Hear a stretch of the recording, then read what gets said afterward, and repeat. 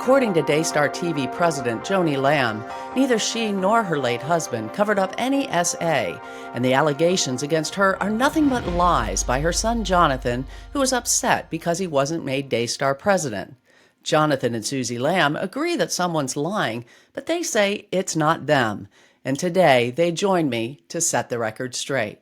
Welcome to the Roys Report, a podcast dedicated to reporting the truth and restoring the church. I'm Julie Roys. According to the Lambs, in 2020, their daughter graphically described her SA. Then, a few months later, Jonathan Lamb found Pete in a room with their naked daughter. But when they reported Pete to Joni Lamb and her late husband, Marcus Lamb, the couple wouldn't hear it. And without any investigation, Marcus and Joni declared Pete was innocent, Jonathan and Suzy say. Later, when Jonathan and Suzy refused to drop the issue, Marcus and Joni commissioned an investigation which they said cleared Pete. But 2 years later, Jonathan and Suzy say they discovered that was a lie. But in two recent interviews, Joni Lamb says the alleged abuse was a non-issue. It was all resolved 3.5 years ago as a misunderstanding, and Jonathan and Suzy are just resurrecting this settled issue because they want a bigger role at Daystar. So clearly, someone is lying. But is it Jonathan and Suzy? Or is it Joni, the matriarch of the Daystar TV billion-dollar empire? In this episode, we'll hear Joni's claims, and then I'll give Jonathan and Suzy a chance to respond. As many of you know, for the past several months, I've been investigating and reporting this story. And ever since I broke the story, November 20th, I've been eager to record a podcast with Jonathan and Suzy. But we decided early on that we wanted to wait until the bulk of the stories had been reported before recording a podcast. So this is a podcast I've been eager to do for quite some time, and I think you'll agree that it's worth the wait. We'll get to my interview with Jonathan and Suzy in just a moment, but first, I'd like to thank the sponsors of this podcast, the Restore Conference, and Marquardt of Barrington. If you're someone who's experienced church hurt or abuse, there are few places you can go to pursue healing. Similarly, if you're an advocate, counselor, or pastor, there are few conferences designed to equip you to minister to people traumatized in the church. But the Restore Conference, this February 7th and 8th in Phoenix, Arizona, is designed to do just that. Joining us will be leading abuse survivor advocates like Mary DeMuth and Dr. David Pooler, an expert in adult clergy sexual abuse. Also joining us will be Scott McKnight, author of A Church Called Tove, Diane Langberg, a psychologist and trauma expert, yours truly, and more. For more information, just go to restore2025.com. That's restore2025.com. Also, if you're looking for a quality new or used car, I highly recommend my friends at Marquardt of Barrington. Marquardt is a Buick GMC dealership where you can expect honesty, integrity, and transparency. That's because the owners there, Dan and Kurt Marquardt, are men of integrity. To check them out, just go to buyacar123.com. Well, again, joining me are Jonathan and Suzy Lamb, and I feel like these two don't even need an introduction. If you've been following the Roys Report, you know that their story of alleged abuse and cover-up and corruption at Daystar TV has dominated headlines. But for those of you who don't know, Jonathan is the former vice president at Daystar TV, and together with his wife, Suzy, they used to host a show called The Green Room. So Jonathan and Suzy, welcome, and I'm just so pleased to have you join me. Thank you, Julie, for having us on. We appreciate all the incredible work you've done in the process of getting our story and taking care to go through all the details. I know it's a very complex story. It's a lot of twists and turns, and it's complicated. So I appreciate the care you've given it. Yeah, and I thank you for being so kind to us throughout the process. You've been patient. You've been so patient, because it's a very traumatic story to tell, and you have slowly walked me through it, and I'm forever grateful. Well, thank you. And it really is a privilege to steward your story, and I feel that way and feel very much honored that you chose to give it to me.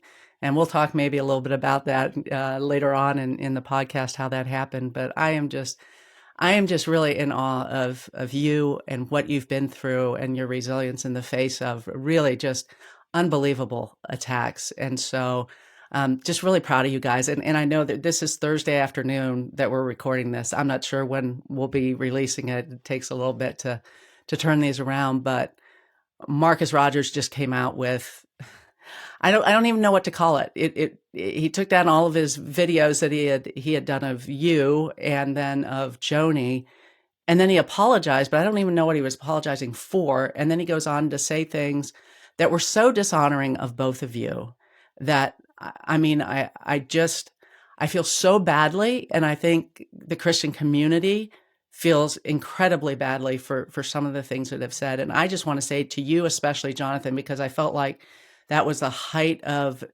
um, just disrespect, what was said to you. You have more courage. You have gone up, and I know your strength. And I have seen it over these, past several weeks and actually a couple months when we've been working with this story. And I have seen your strength in the midst of the fire. And I think you didn't deserve that. And you are the kind of human being. You're very much like my husband. I said this to Suzy before. My husband's very much like you. He's the one that holds our family together. He is the provider, the protector. He is the one that has the calm and composure when I'm like riding the emotional roller coaster. And that I see that in you, and I just want to bless that in you, and things about you that are so beautiful, your kindness and your gentleness and your compassion that should be blessed have been cursed. And I just, I just feel that grieves me, and I think it grieves our God because he has made you such a wonderful man. Well, I just want to say, first of all, I'm married to someone who is a very big personality. She's an extrovert. And so sometimes it comes across that she may be dominating the conversation or she may be steamrolling over me, but that's not the case at all. Like, she just has that big fun personality. I'm naturally more reserved and quiet, and I would rather her take the lead as far as a lot of times in when it comes to like maybe sharing the story. But I walked closely with our daughter.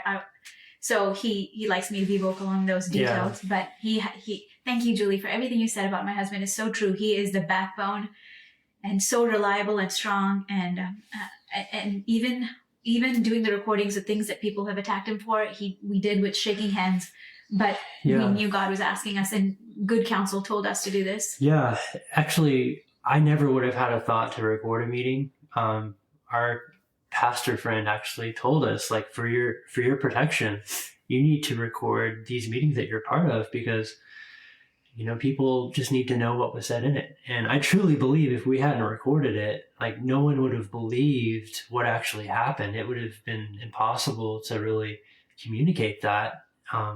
And so thank goodness that we have those. Yeah, and I've talked to Paul Coughlin, who does Bullies No More, and he's got an organization just dealing with bullies, and that's one of the first things he says to people is begin documenting, begin recording, because nobody can believe bullies can be they can be so charming when you're speaking to them. They know that they're in public, but boy, behind the scenes, you sure get a different view, and we have gotten a very different view of obviously your mother, Joni Lamb. And Daystar throughout this whole thing. And so I'm so glad that you don't live in Illinois, because I'm not allowed to record. We are a two-party state. No, yeah. Thank goodness for Texas, one-party consent state. I know. So I'm very, very glad that you have these recordings. They've been incredibly insightful. And before, we have so much we could go into, and we will get into being able to dissect some of what's been said. And I know there are things that you want to respond to, and I want to hear you respond to these things. But I also want to just get a little bit of your background and who you are. You come from two very different worlds. Suzy, you grew up in Bombay, right? I mean, totally different world. When did you guys come to the States? So I moved here as a young teenager with my parents. In India, a little bit of my background, growing up in Bombay, when I lived there, I think it's less than 3% Christian population.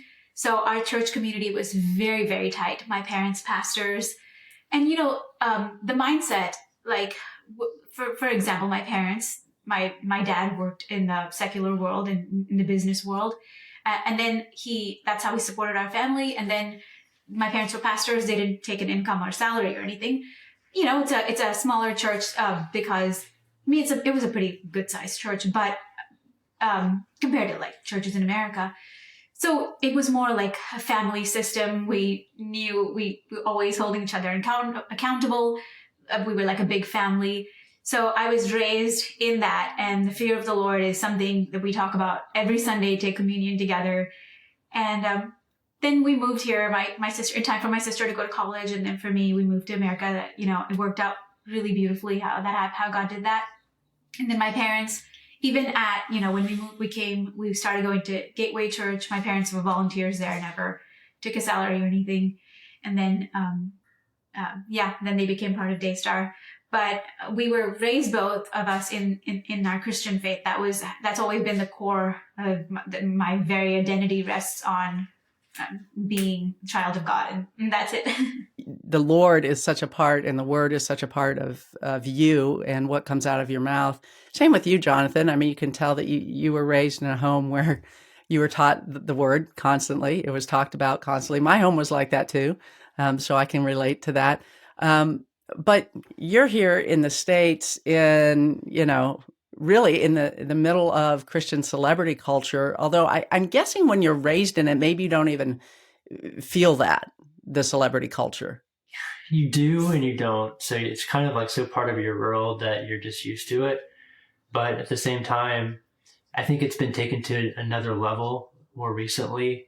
And you start to see how there's some of the ick that's involved in the celebrity culture that you're thinking, oh, I don't want to be a part of that. Like, Lord, do a new thing. So that's what I would say.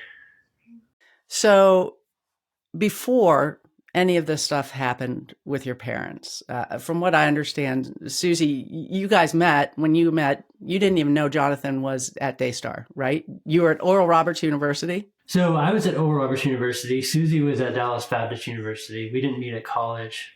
I met her after I graduated. Yeah, through a gateway connection. I wasn't watching TV, so I wasn't watching Daystar or any of that. But I met Jonathan, and I think the first thing I noticed is how humble he was. He was very gentle. He reminded me of my dad's personality. Felt very safe.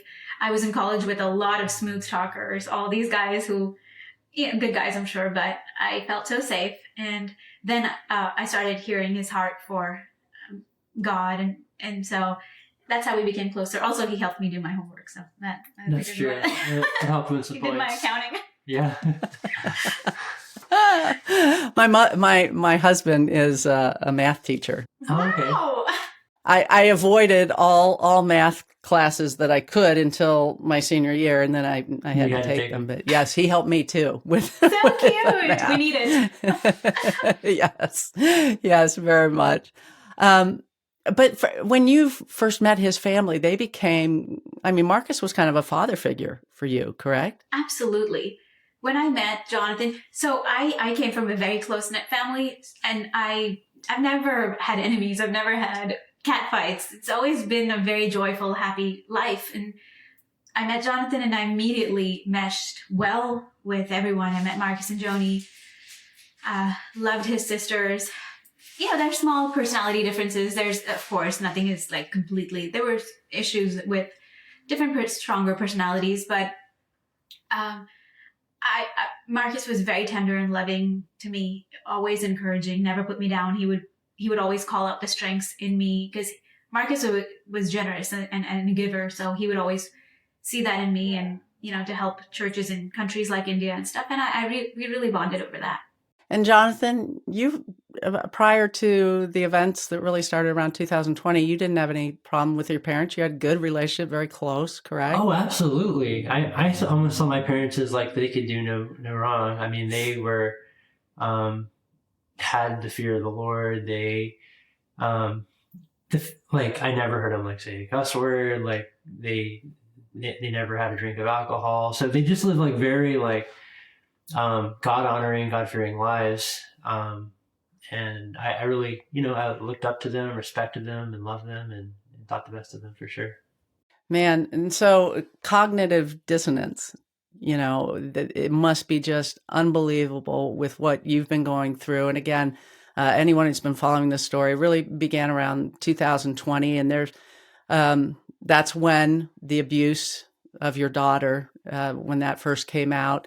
And then you have your father dying in 2021. I mean, you could never imagine, like, from pre 2020 to where we're at now. I mean, so much has changed in 4 years. Different world altogether. I mean, it really is hard to really reconcile the two different timelines. Well, and there are two narratives out there about what happened, very much competing with each other right now. Although I would say, I mean, at least as I'm looking at social media and how this story is being digested by the public, it does seem, by and large, people believe your story, and they're having some trouble with believing Joni's story. But we're gonna dig into some of these. And I have appreciated, again, not only did you record meetings, but you have documentation for so much of this. And so where there's been discrepancies, I so often have been able to go back and say, okay, what really happened? But there's been two really crucial interviews. One was, and both of these have been extremely, I would say, fawning interviews of your mother. And by the way, I mean, I've been asking your mother for an interview since November.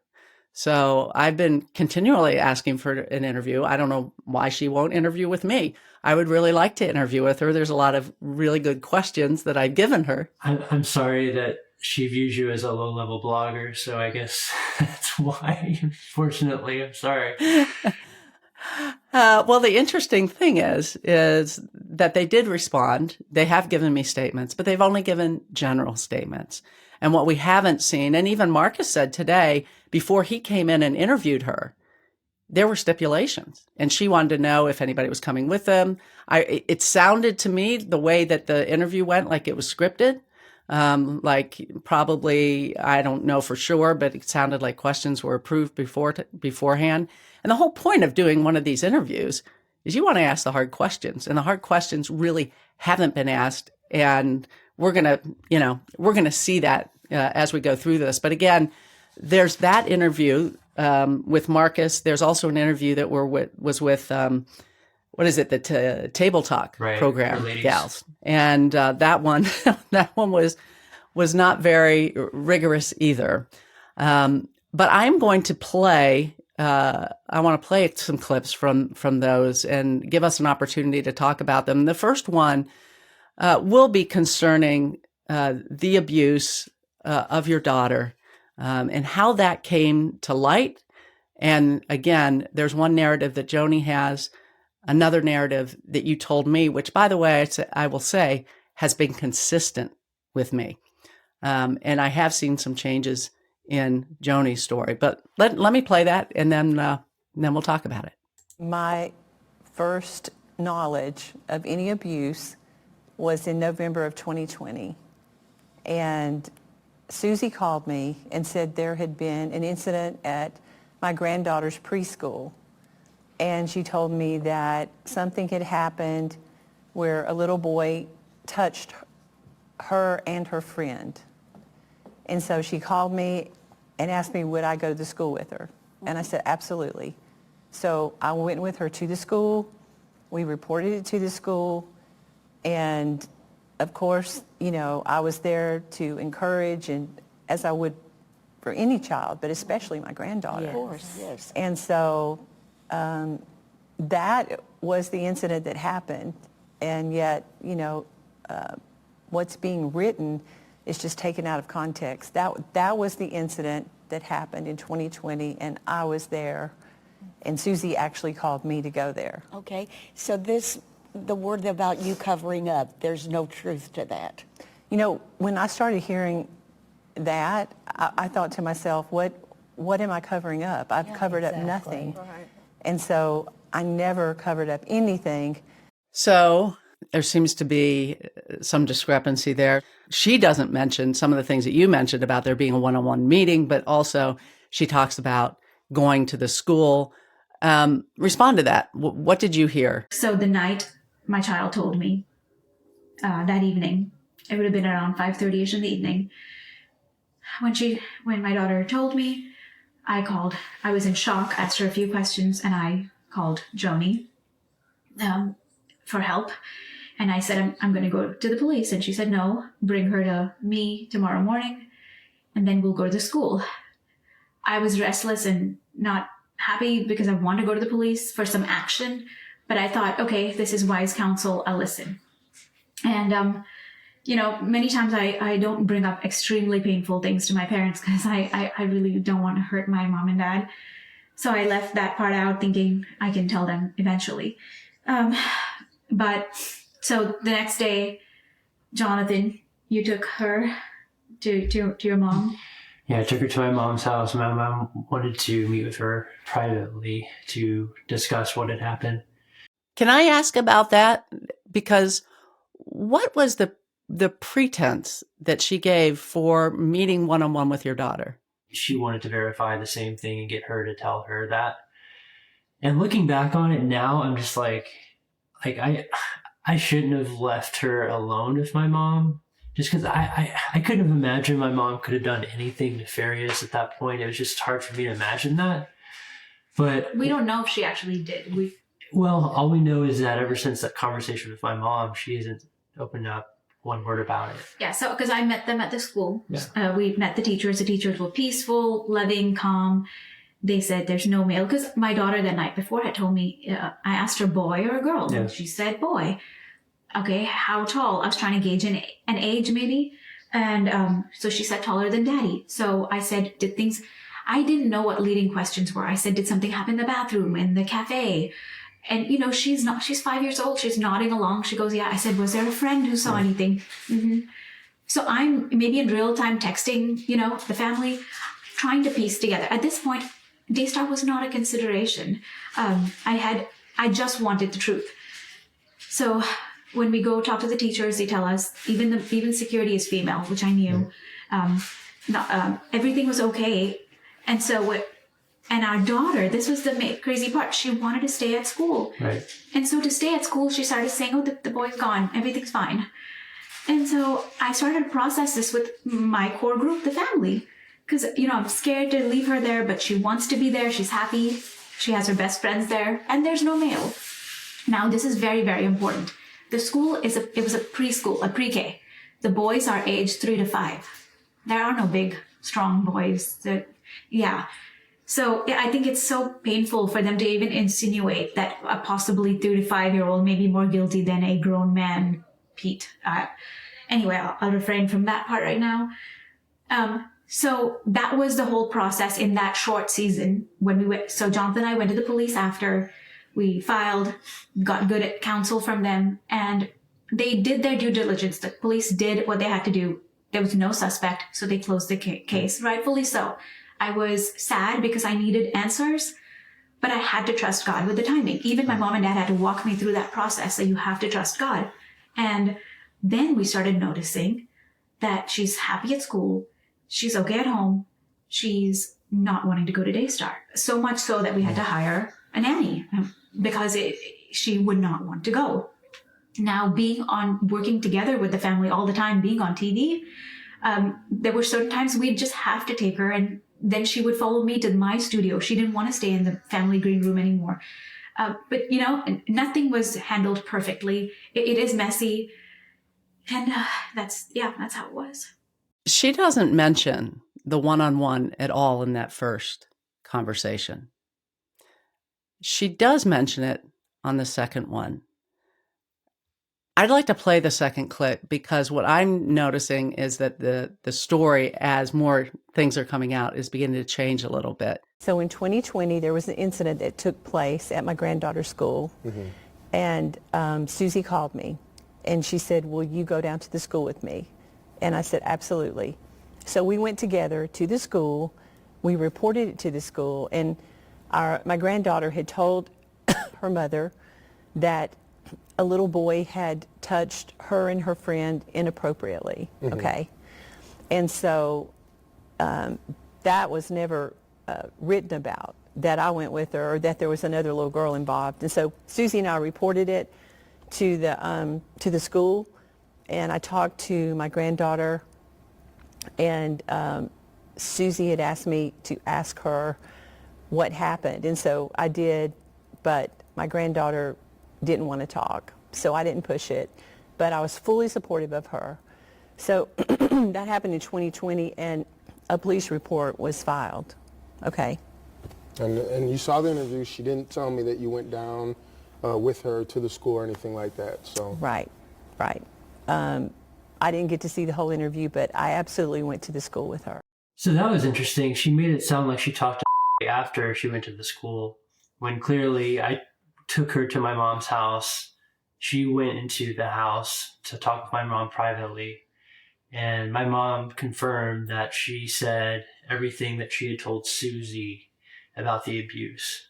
So now she's lying to say that didn't actually tell her anything, and that happened after we went to the school. So she changed her story completely. Yeah, she doesn't necessarily specify, but it does sound that way in the way that she says it. I went back and wanted to just quote what I wrote was, initially, Suzy thought the perpetrator was someone at her daughter's school, but she discovered the school didn't employ any men. It's not like we were trying to hide something. It was just very clearly a part of the narrative. One of the reasons we didn't put a focus there when you were telling our story is because the school they keep pulling the school back into it to distract people. The school has no part in the cover-up story. The school was done, case closed, and moved on.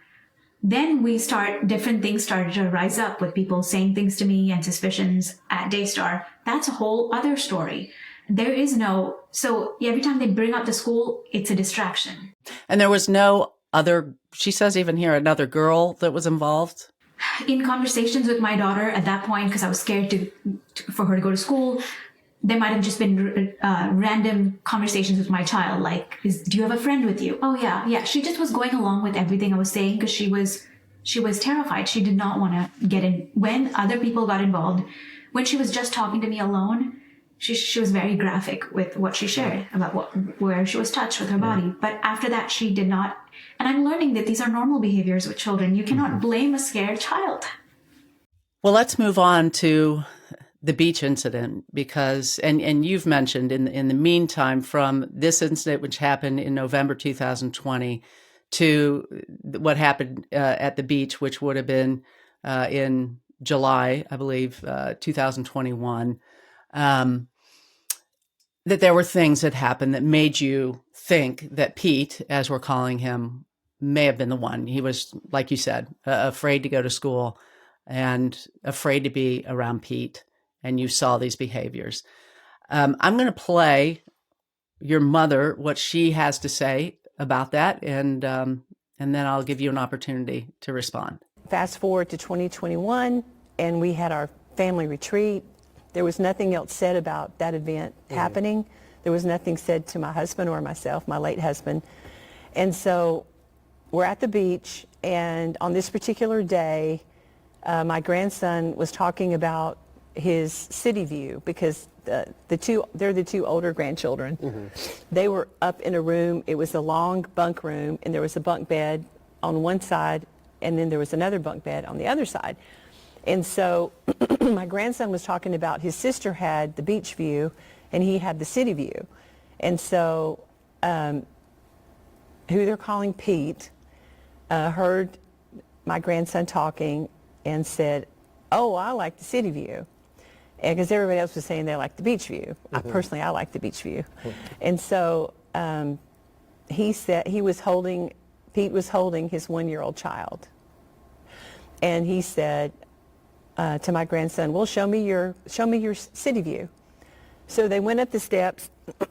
I was in the room, heard this, and went up the steps and proceeded to look out the window to see the beach view and then to see the city view.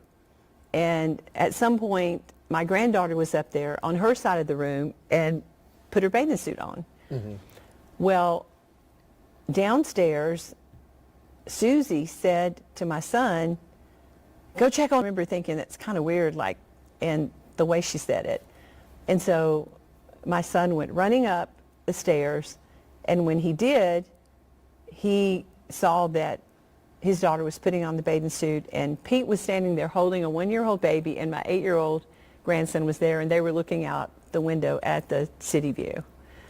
Well, Jonathan says, what are you doing up here? You know, she's putting her bathing suit on. Well, Pete turns around and said, oh, I'm sorry, I'm so sorry, and comes downstairs.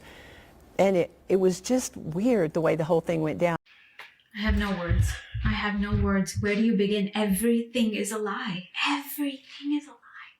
How would I just know? If he was on the 3rd floor, how would I just know to tell Jonathan to go up there? She was not anywhere. This is the thing that's interesting to me, is apparently your mother is omnipresent because she's on 3 different floors at one time, right?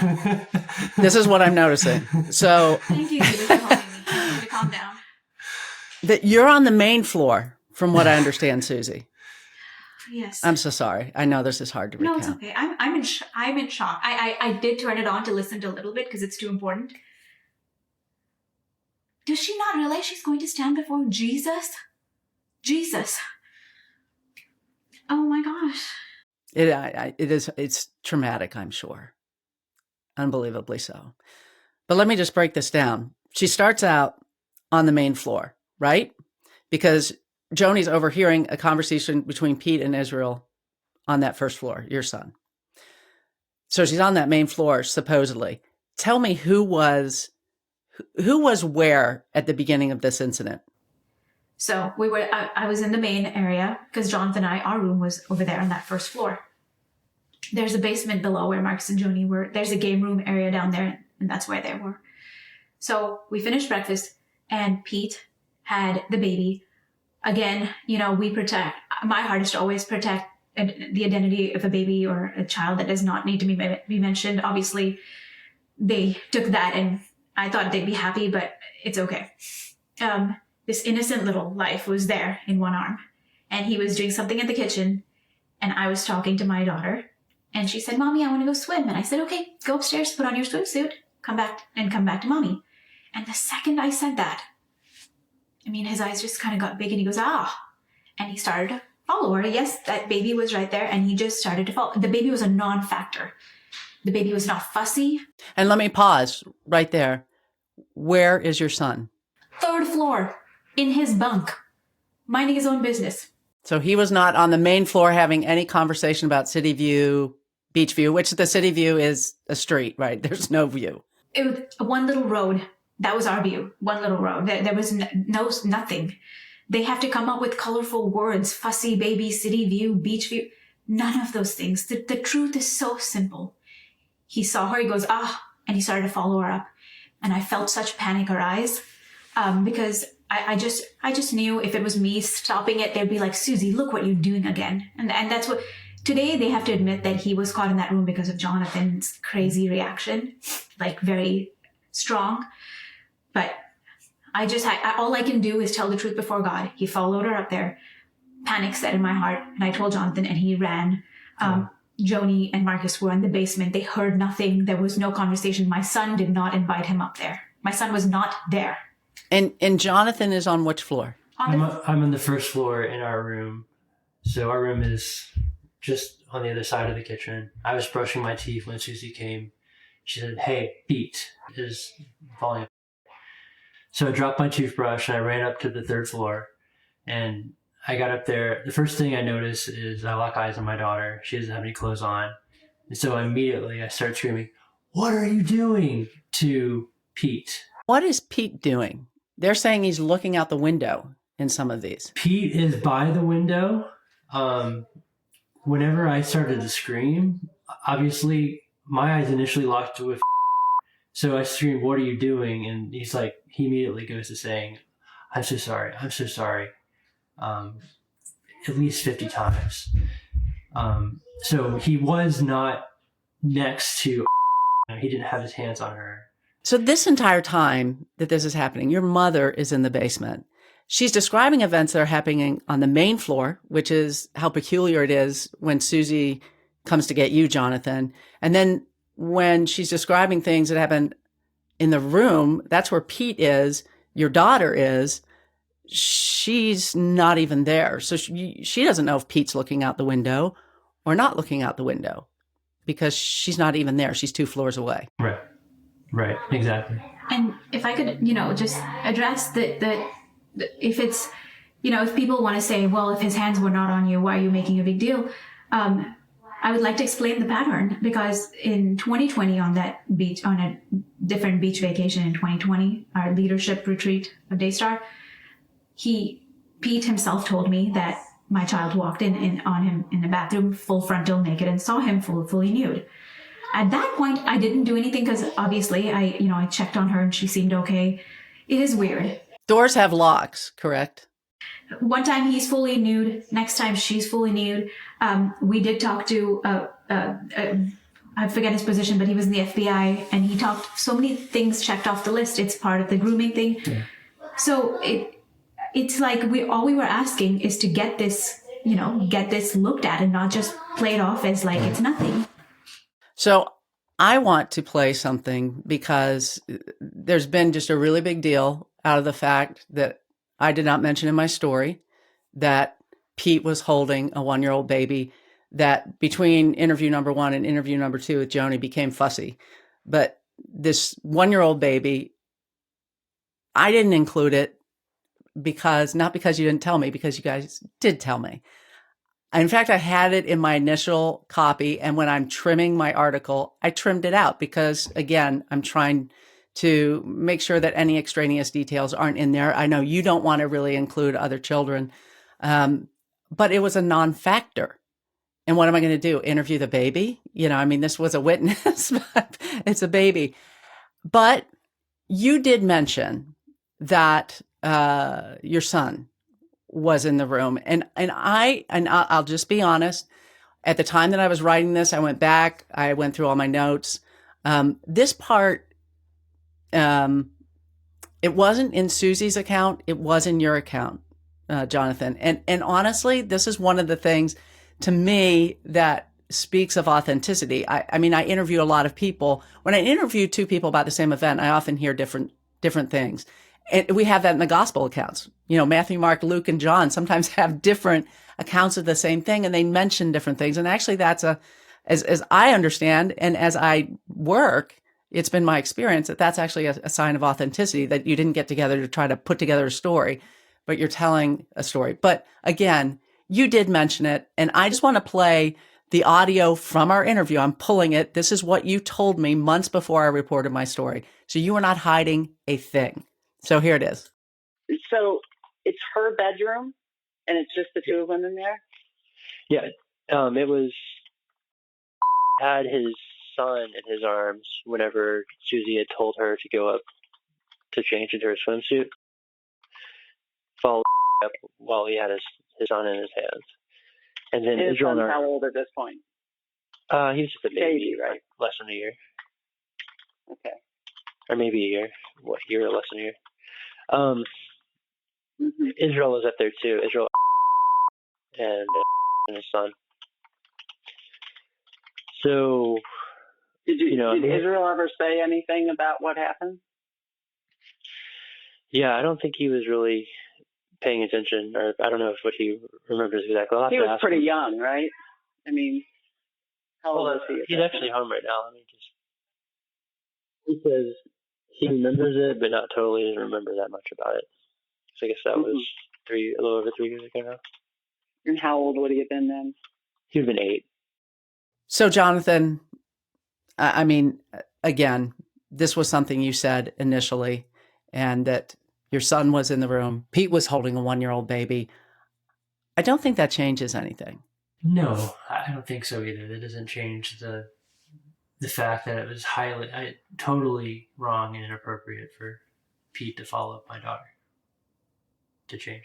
So what happened after this incident has also been drastically different between what Joni describes and what you do. So I'd like to play her version. What happened was Marcus was alive, and so we just met together as a family. He talked to everyone, and clearly nothing happened. Yeah. Speaking of Pastor Marcus, first I want to say thanks for the opportunity. You've always been easy to talk to. Yes. Yeah. Just very transparent. Very transparent. And so I want to ask you, because Suzy said that you and Pastor Marcus covered it up? Did you cover it up? You know, Marcus isn't here, but I will just say absolutely a lie. I never covered up anything. I wouldn't cover up anything. Marcus didn't cover up anything.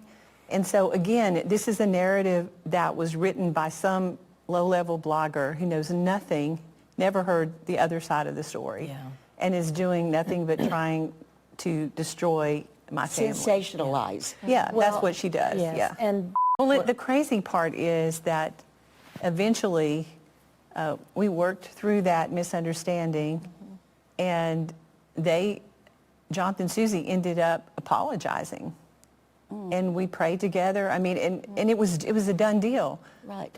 And so the timing of later this coming out or being pulled up again out of the ashes when there's no validity to it just blew my mind. I'm like, what in the world? First of all, first thing I want to say is that she minimized it to where it was like no big deal. The truth is it completely divided our family. I mean, we had a very intense hour-plus long meeting with my parents, and obviously it was super troubling because my father immediately declared Pete to be innocent and didn't even listen to me or Suzy's concerns. He just said, I've been falsely accused before. I know what that feels like. And so again, he just went into protect and damage control mode. And, but yeah, we were completely divided as a family for, several weeks. Yeah. So she's acting like it was not a big deal. From when Jonathan came down the stairs and Pete was behind, Pete was shivering, shaking. Yeah. I really feel like Pete was so vulnerable. And it was me and Rebecca, JW, we were out by the patio and we were terrified. We had never seen Jonathan like this. So we go right down to the basement, and it was one of the most shocking moments of my life because we go down to the basement. I was expecting, Marcus and Joni to say, whoa, okay, tell us your side. Let's get to, that's what I expected. Right. But it wasn't. No. It was immediate. I declare Pete innocent. And I remember the strength in just leaving my body, like, what is happening? Yeah. We felt so helpless. Yeah. We were made to sit down. Such a traumatic time, and for them to have no empathy and just to completely dismiss it as nothing. Well, because so before this vacation, to give people a little more context, a lot of other things have been happening at Daystar where a child was scared. Yeah. He would enter the room and she would just hide and shake. And, other family members told me he was kissing her when I was in there and she was terrified. So a lot of incidents were building up to where I finally, when I was alone with Miss Denise Boggs, got to confide in her. And she said, oh, wow, this is looking this way. I know you don't want to go there, put your mind there because you could, you're taking the weight of this family. Right. But I remember that conversation, but we have to talk about some things. Right. So on this vacation, I was honestly even scared to go, but she said, just be extra vigilant. For people who wonder why we would allow our child on the third floor while we're on the first floor, it was a pattern. Every year on vacation, the girls wanted beachfront rooms. And we were told, this is your sacrifice unto God. Take whatever. So back kitchen room, guest room, whatever room we would just take. Yeah. And the second floor had the really nice beachfront rooms. Third floor had the bunk beds. So it made sense for the kids. And, looking back, obviously I would do things differently. But back then we were like, okay, we'll just take this little road facing room, city view room. Now, when she says it was not a big deal, it was a huge deal. We go in that room. First, Marcus doesn't allow Rebecca and JW in there, locks the door. He's talking for 40 minutes about how we are destroying Daystar. The enemy wants to destroy Daystar.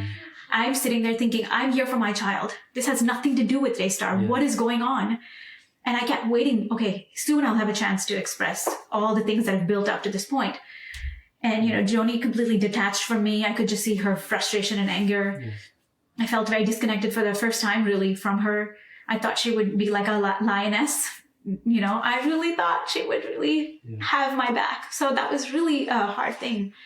But, so Marcus goes on and, then yells at everyone but me. He said, you get out of Daystar and you get out of Daystar.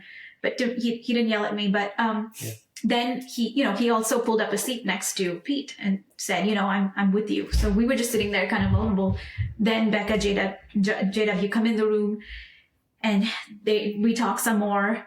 And he says, we all need to pray and we need to forgive each other. And, we had such just a way of complying always that we did that. But of course we were in turmoil on the inside.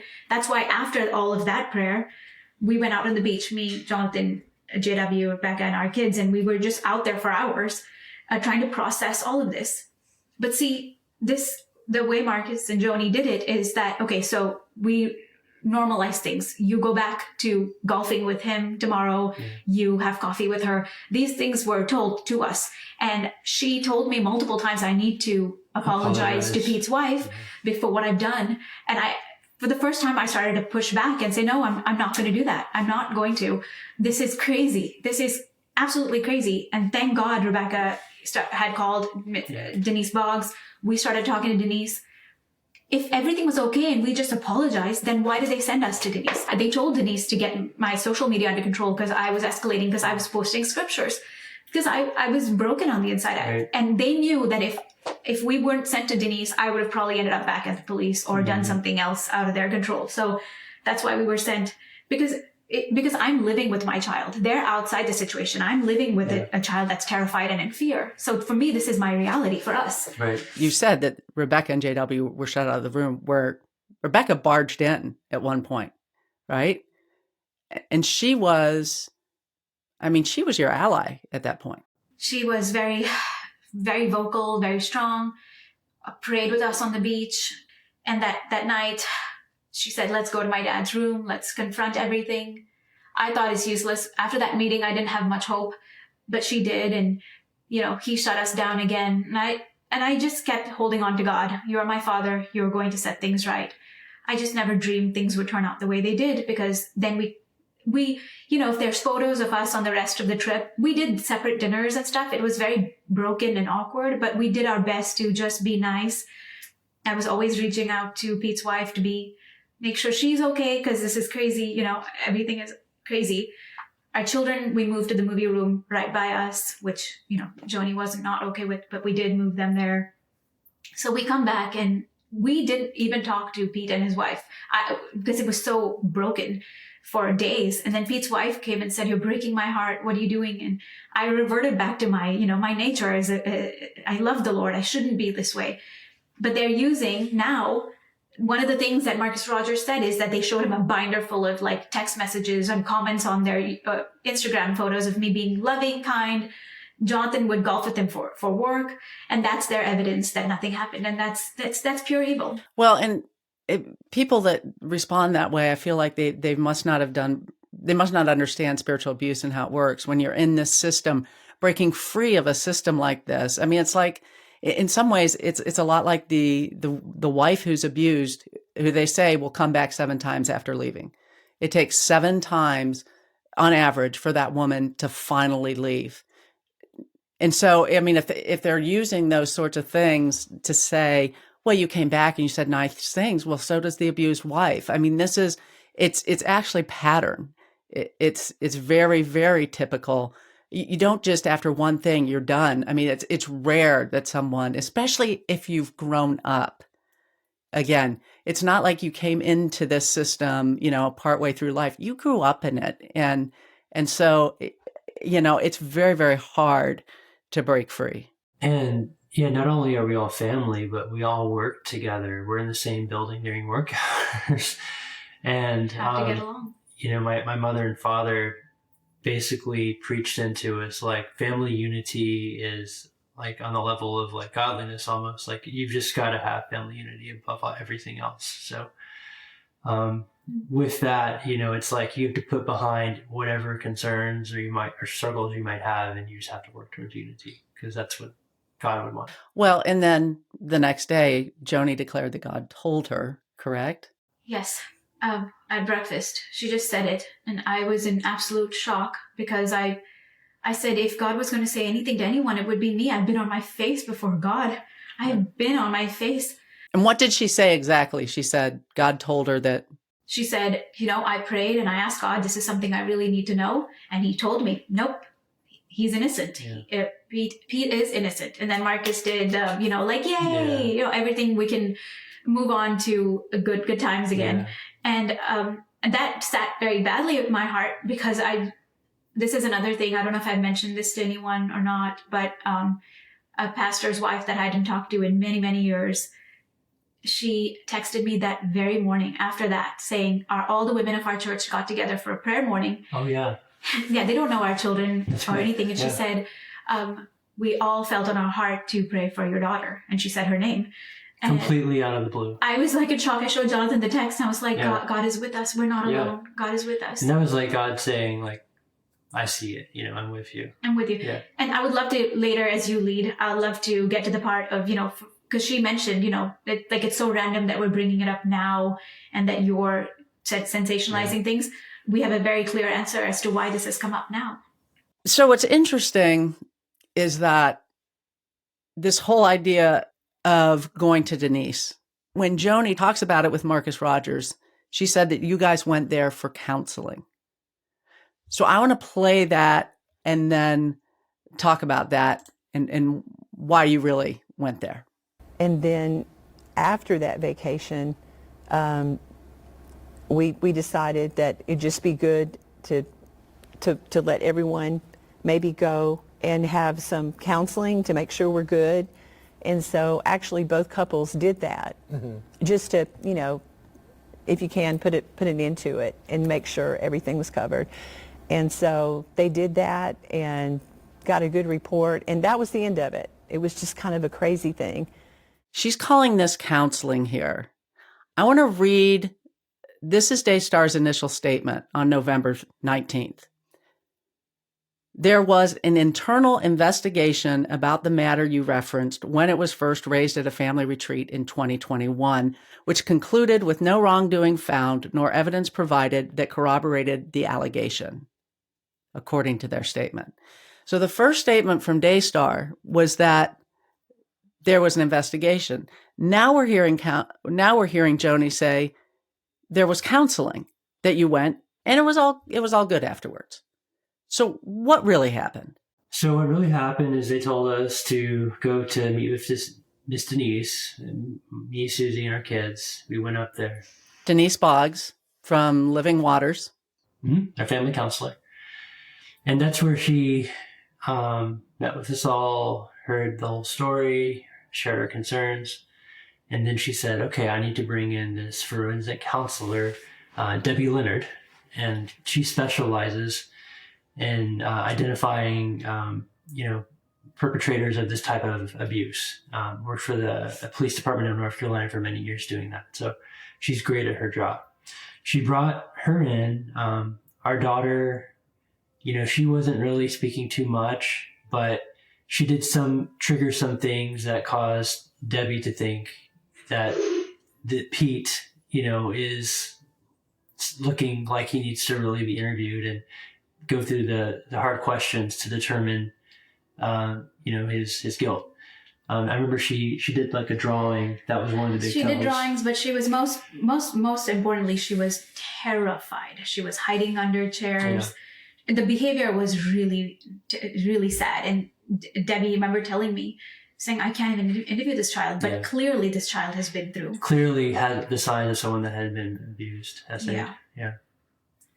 And so, whose job is it to fight to the very end? Her parents. It's our job. We have to do this. And she made a very strong statement to me and Suzy. Yeah. And it was, so if I do this investigation into Pete and I find him to be guilty, will you do the right thing and prosecute? And we both emphatically said, yes, we will do the right thing and prosecute. And then that got back to Marcus somehow. And that's why that email came that we shouldn't be prosecution, judge, jury. But so Debbie was very clear. And this was not just counseling that this other couple went for. Marcus and Joni didn't even know that Debbie was going to be there. I'm so thankful. Thankfully, Denise did that on her own. Yeah, I'm very thankful. Yeah. So when they sent them there, then Debbie was supposed to do this thing. we find out that the wife talked the whole time, didn't let him talk, which was exactly what happened in that room that day. When we got in that room, the wife did all the talking about Pete and all these excuses. Pete sat there quiet. And so the same thing happened. And so, but Debbie wasn't allowed to talk to us from that point anymore. And then Marcus took control and told Jonathan. Yeah, well, my parents told Denise they want to shut down the investigation and to not document anything else related to this. Just shut it down is what they told Denise. So Denise told Debbie, hey, they're not going to do anything more on this issue, so you can just drop it. And so that was the end of that. We had no idea about that conversation. We had no idea. All I knew, and again, we were waiting for a daughter to have an outcry to name Pete. We don't know when that will happen. But I can definitively say, without a shadow of a doubt, my father sat me and my brother-in-law down in his office. This is probably about a week after we had gone. And he said, Pete he went to this forensic counselor and he got cleared and he is innocent. And therefore, you need to submit and move on. And if you can't, you need to find another job. And so, again, we did our best to move forward in that if he is cleared, relationship of, just trusting that my father would not lie to me.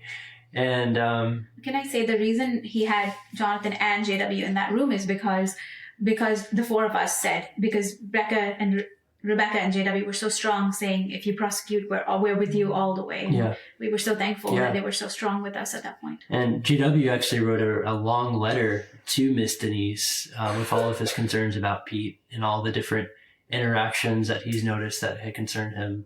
I hope and I pray that JW and Rebecca will speak, because these two are the ones that hold kind of the missing piece to so much of this. And so I hope they will come forward. I know there's an awful lot of pressure on them. I know too, because you sent it to me, both of them, their mortgages are held by Daystar. I mean, the amount of control financially over your finances, your career, your family. I mean, it's unbelievable how many, talk about tentacles. I mean, there is no, leaving and cleaving when you get married. It's like you guys are enmeshed and it's hard to get out.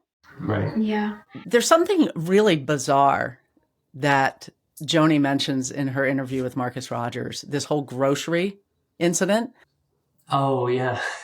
There had been some very peculiar things that have happened at this particular trip. I remember when we were at the grocery store, all the family was there, because when we always go to the grocery store and get food for breakfast and that kind of thing.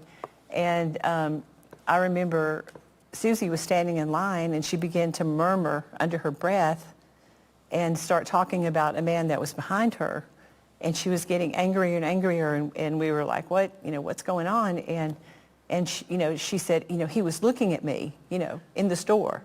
And the man is like on his phone, not knowing what in the world she's saying or doing. We were just trying to calm her down. So it was just a weird dynamic that was going on with her from the beginning.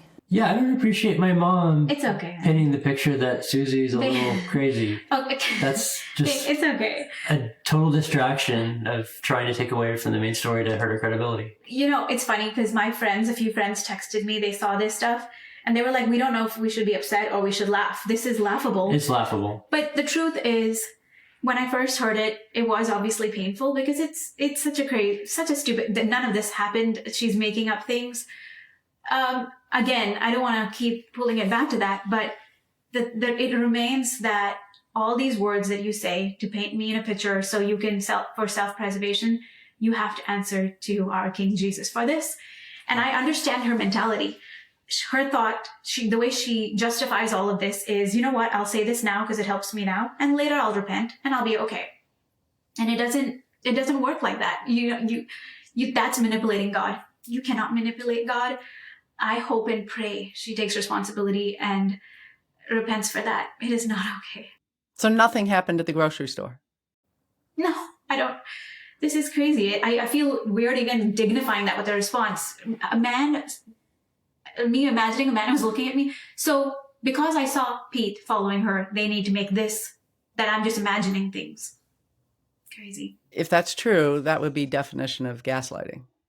Now you see why I said I had to send Jonathan up there, because they were said to Suzy. Like, Thankfully, wait. I was the one that witnessed it. Otherwise, Yeah. they may have denied that even happened. He wasn't even there. Yeah. He was in the basement. All right.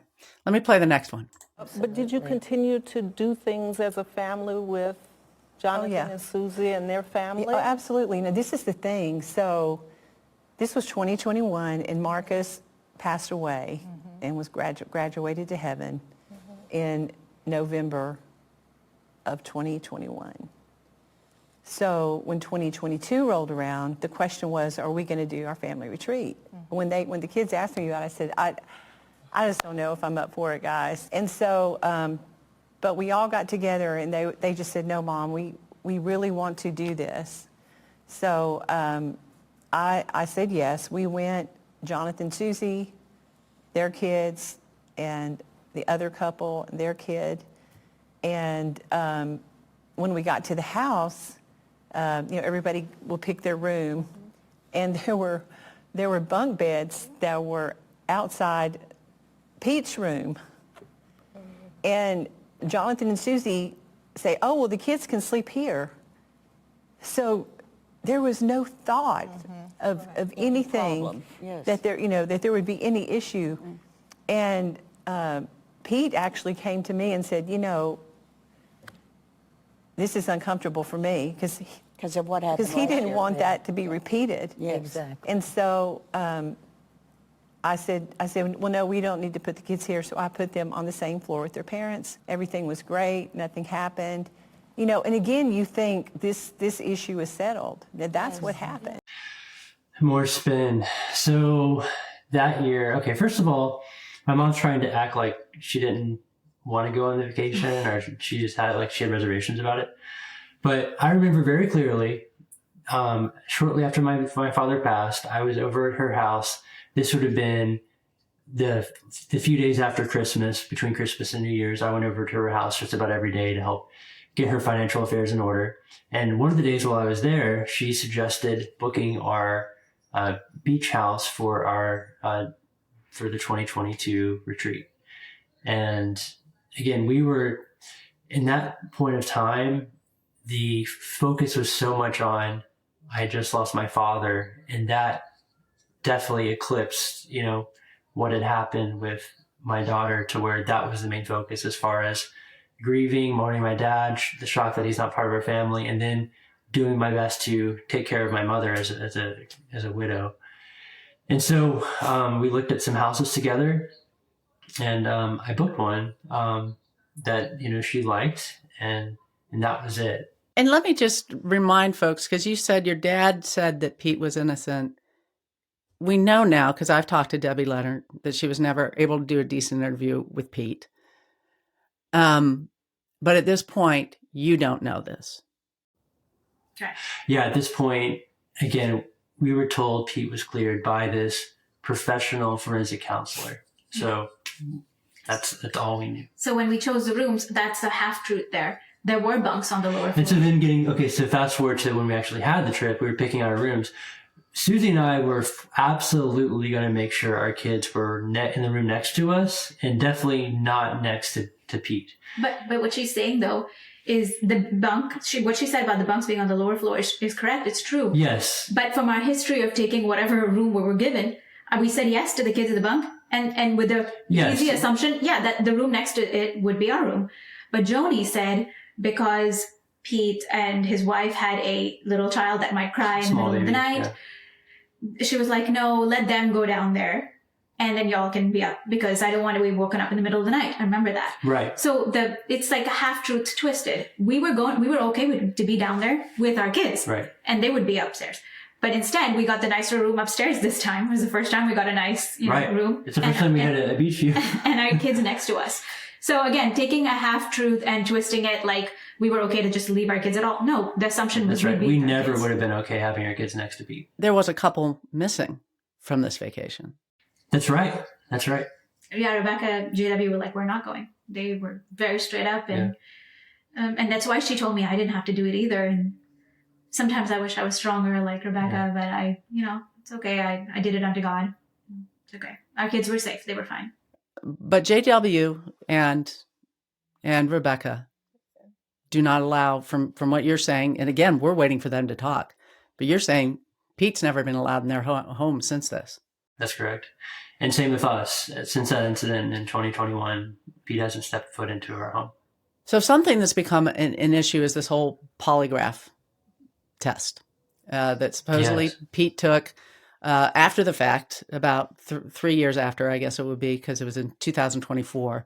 I asked, and I actually published and put it up online, of the questions I asked on there was, who conducted the polygraph test? What were the results? And can you give me the documentation? Instead of getting those specific answers answered, I got a general statement from Daystar that didn't address any of that. So then, here we fast forward almost a month, and it's a totally, first time they're willing to talk about the polygraph.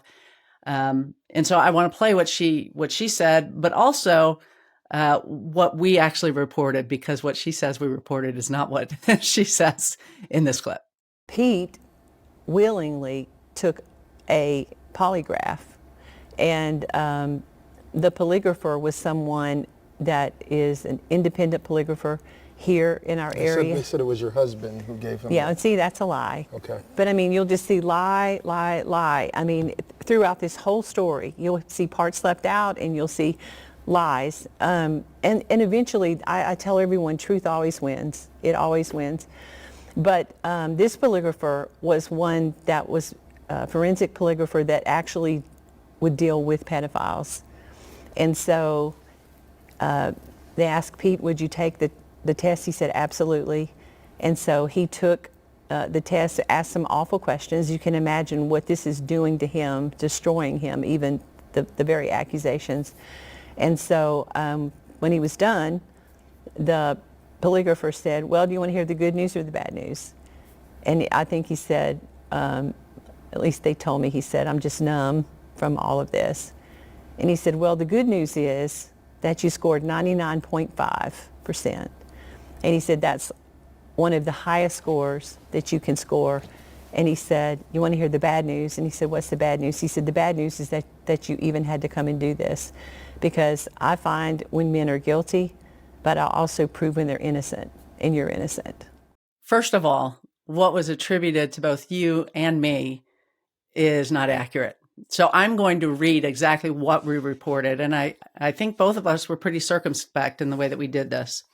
I said, when asked about the polygraph, Jonathan wrote in a statement to TRR, the Royce Report, that Joni Lamb's new husband, sex therapist and Daystar host Doug Weiss, owns a polygraph company.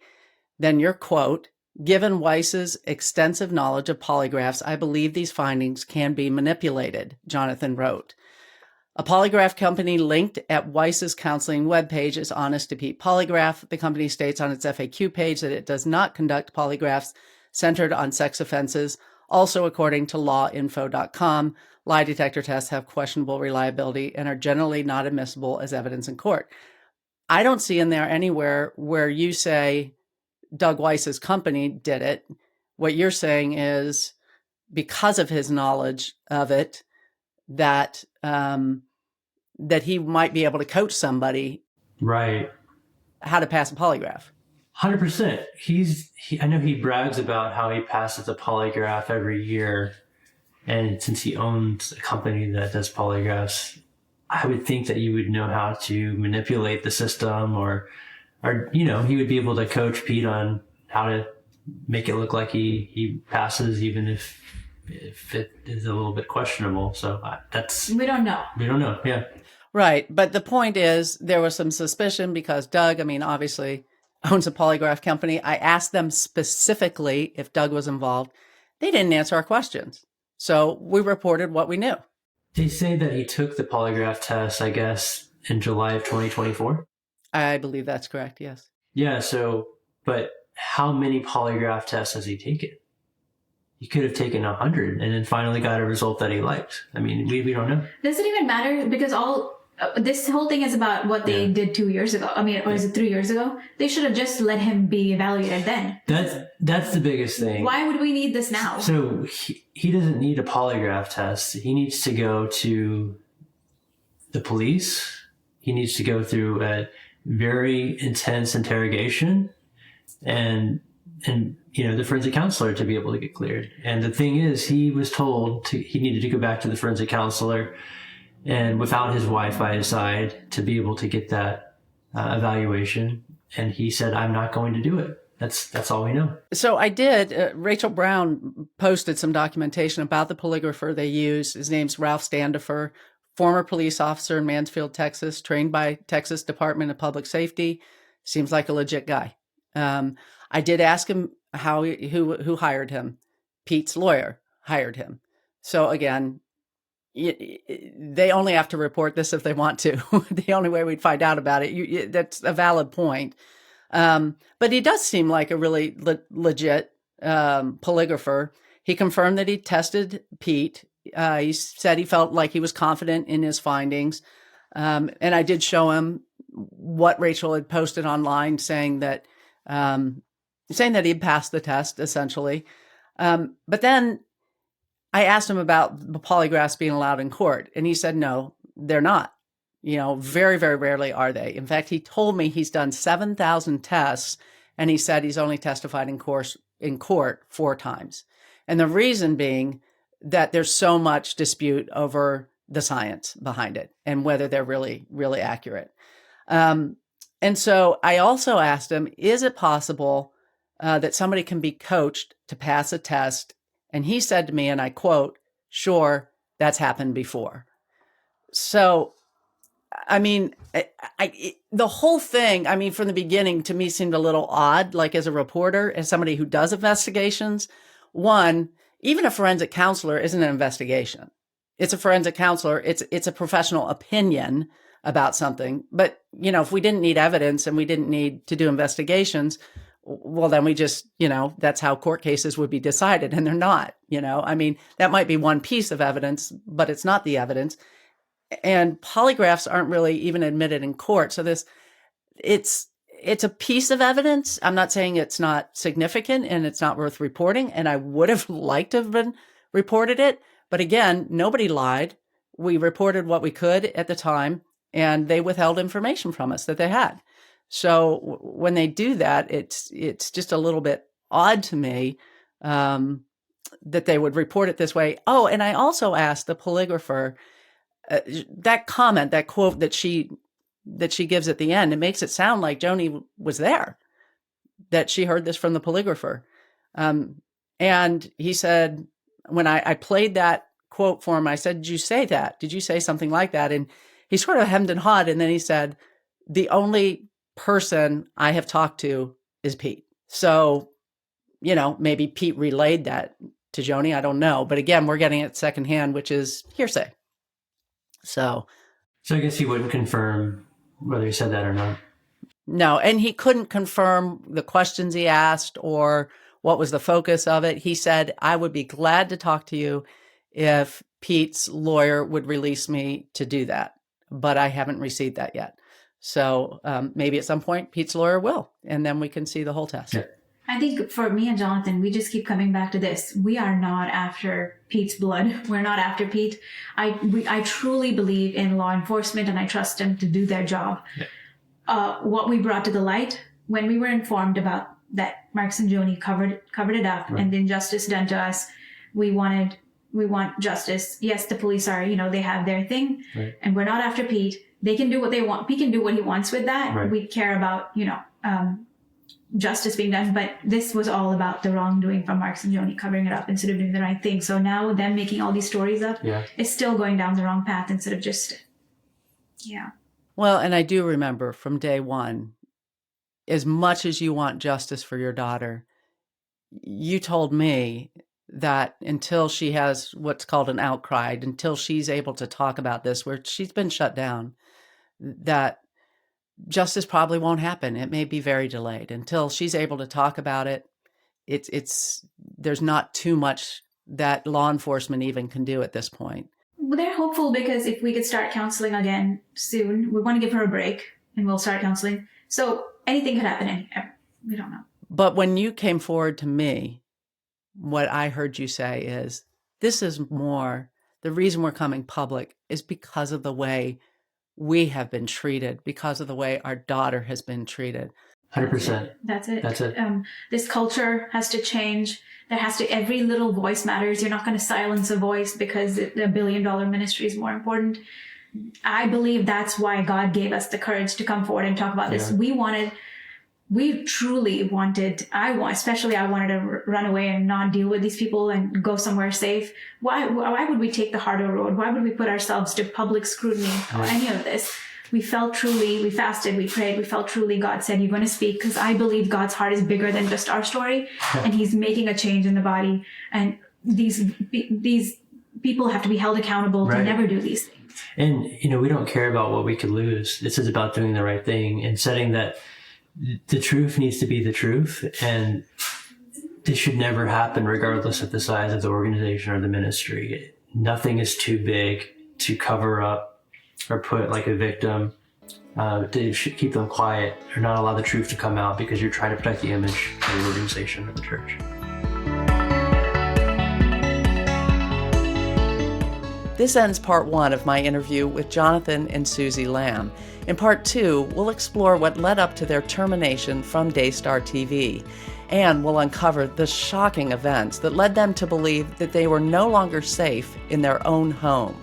And the same night, we find the tracker. The cops are over here at our house checking the car because our friends told us to call because it was so shady and they were denying it. Then the same night, Shannon Kelly, the same security guy who put the tracker, calls and says, death threats for Suzy. I've been on TV 12 years, never death threats or bodily harm. And the cops were like, man, this is really dark. And they left their patrol car here.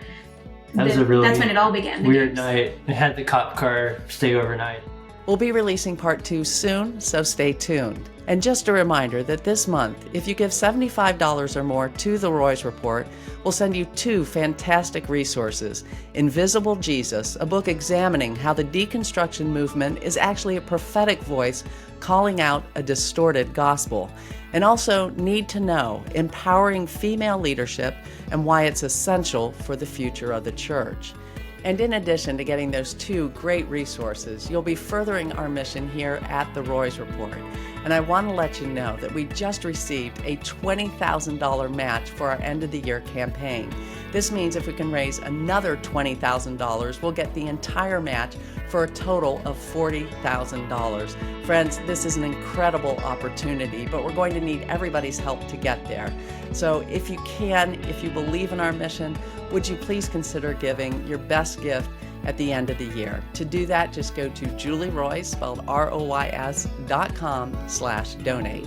Again, that's julieroys.com/donate. Also, just a quick reminder to subscribe to The Roys Report on Apple Podcasts, Spotify, or YouTube. That way, you won't miss any of these episodes. And while you're at it, I'd really appreciate it if you'd help us spread the word about the podcast by leaving a review. And then, please share the podcast on social media so more people can hear about this great content. Again, thanks so much for joining me today, and God bless.